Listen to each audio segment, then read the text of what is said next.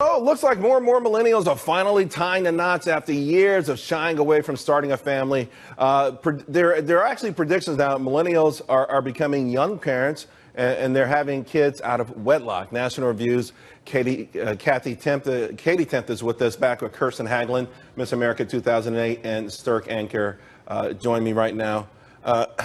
What do you make of this report, guys? It's kind of, is it good or bad? It's really counterintuitive, because for so long people said that, millennials, they're postponing all these big life decisions, getting married, having kids, buying a home. But now we're seeing that they are starting to get married now that they're entering their late 20s, early 30s. And that's a really good thing for the economy and for their potential children. What about even if they're having these kids out of wedlock, though, Katie? I know. I think there's a lot more of that than there used to be.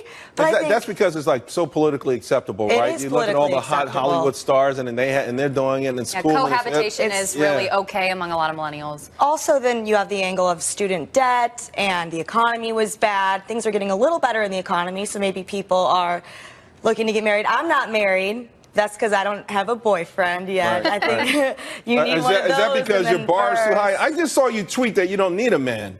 Did I? Is that something you tweet? Did I misinterpret I didn't tweet that, but I've heard hard to get is good, so I'll say that. I don't need a man.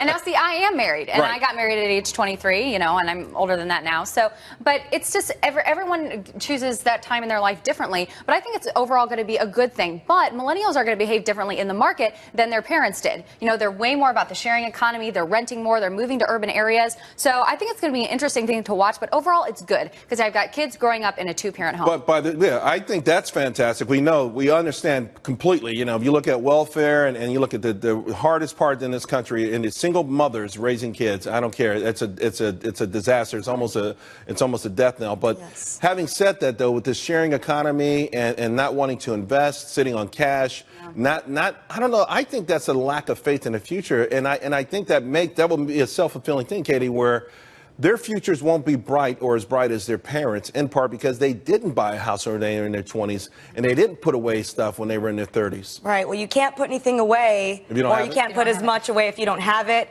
or if you're still paying off debt. And then, but you know what? The DJ Skrillex makes $40 million a year because these millennials are paying $100 at the door and drinking up premium liquor all night long. Not me. I mean, the bottom line, though, there's a mindset to it. There was an old school mindset that you did form a family and you did make certain sacrifices, including socking some cash away, no matter how much it was. Right. And that doesn't exist anymore. What happened to that? I think it's also a lack of education about personal finance. Right. I mean, I feel like so many of our personal accountability? Everyone's living the moment. Have these experiences. Have fun when you're young. Right, because the economy will be bad tomorrow. Or the attitude that the government will take care of you. I don't know how many people with student debt. I have student debt, but when I took out the money, I realized that wasn't my money.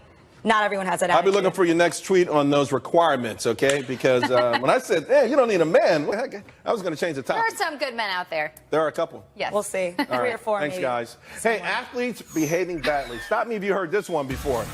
Geno Smith, a guy got his jaw broken in a locker room over $600. And that's just the tip of the iceberg. These athletes have gone nuts all over the world. We'll be right back to discuss it.